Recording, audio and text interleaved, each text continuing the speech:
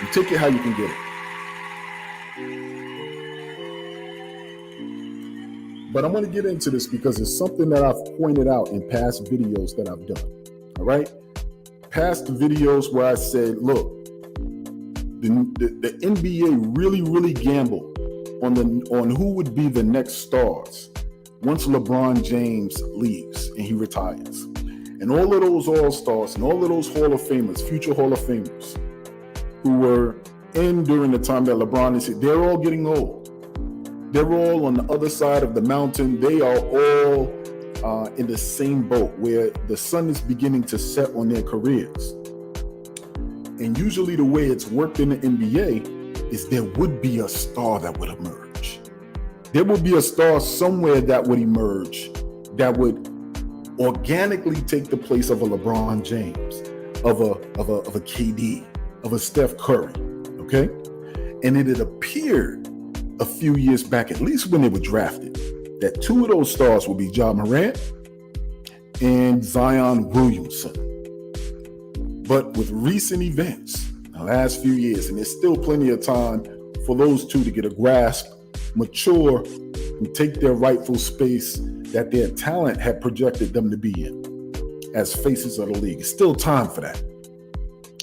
But with all of the recent occurrences with Zion and his off-the-court challenges and Ja Morant with the same, different type of challenges, but same off-the-court challenges, the NBA really had to take a hard look at itself. What are we going to do in the meantime? We don't have a standout star that's on deck. What are we going to do in the meantime? Well, let's look and see if we can do something to bridge that gap until a star actually emerges. Maybe there is a star team, or maybe there's a star embedded that we haven't been paying attention to on one of these teams.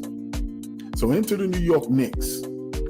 Yeah, the same New York Knicks that you guys love so dearly, but also the same New York Knicks that many of us Knicks fans hypercritical on what their flaws are. All right? But one thing you can't deny is that 2 out of the last 3 years, we've made the playoffs. 2 of the last 3 years, you've seen that the team, no matter what was going on behind the scenes, really played hard for this coach. This coach that many could argue in the second season was thinking that he had lost the ear of the team. All right? But what we've seen, especially, and it started in the first season, is the upward trajectory, the upward projection of the New York Knicks back into the spotlight, back into the era of competitive basketball. That's something that you can't ignore, especially if it's in the larger goddamn market in the league. The largest market in the league. So you can't ignore that, and you understand clearly that the commissioner didn't ignore that. So it really started when Julius emerged, right? And he was able to make his first All-Star game while in a New York jersey. And that excitement hit the New York market. And then in that same All-Star weekend, Obi Toppin was able to go out for the slam dunk contest still. So now that New York is winning, we got to find a way to put them in front of the screen because they know New York is going to draw eyeballs to the league, to the television. They know that. And there was a little bit of ho-hum on the negative side. The New York Knicks still was able to draw eyeballs to the screen even when we lose.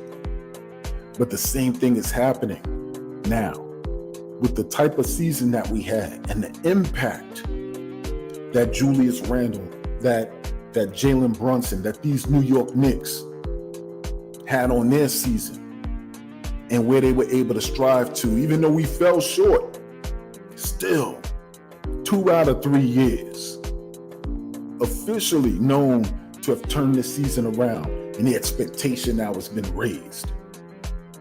But in the meantime, even mid-season, they recognize the efforts of these New York Knicks by not only having Julius Randle get selected as an alternate on the All-Star team, but also selecting Jericho Sims to take part in the slam dunk contest at the recommendation, or at least he name dropped it, Ja Morant. And then you had Quentin Grimes as one of the rising stars, and he showed himself to be one of the rising stars who would have been MVP had the East won the game.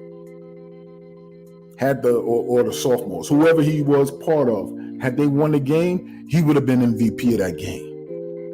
Silky smooth jump shot on display. They didn't even know the man's name, his background. They were speaking in generalities about that young man, but he showed off and he represented the city well. And all of that is another notch in the belt of the New York Knicks organization. And it's dollar signs in the eyes of the commissioner in the NBA. You know where the New York Knicks are going. You know that the front office is different. They're moving strategically. They're actually building a house that has a strong foundation and not a house of cards. And they're trying to find a way to latch on that mother flipper.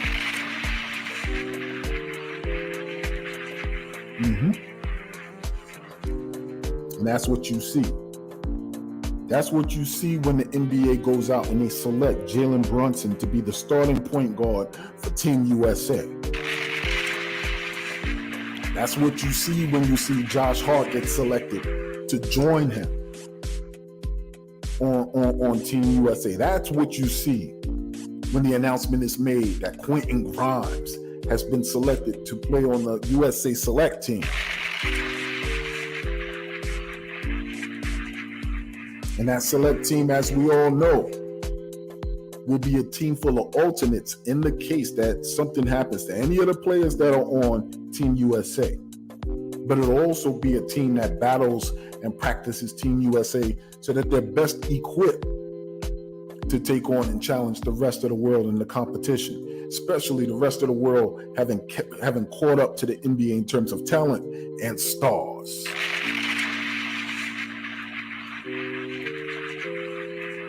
So it's good to see, Knicks fans. Be proud of your squad. Be proud of your squad, every single one of them. Every single one of them, because what it is now is we've caught the attention of the NBA.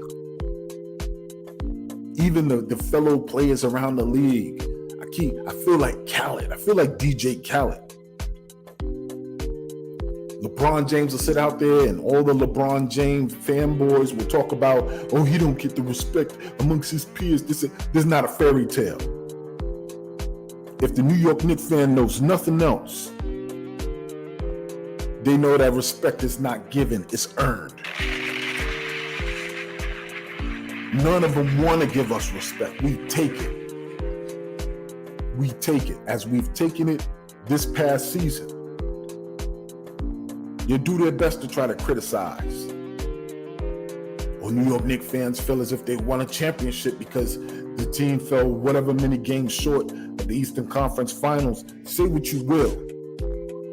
There were teams who were long eliminated before we played our last game.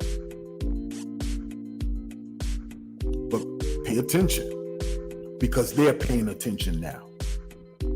Not only to our team, but to our organization. Not only to our organization, but to the doggone fan base as well. So shout out to the NBA.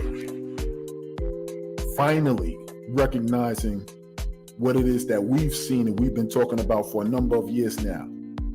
Our young players got talent, and if nothing else, where their talent is hitting a ceiling, there's a certain level of discipline and organization and structure that'll have us competing in June again next year. So shout out to the NBA, shout out to our New York Knicks.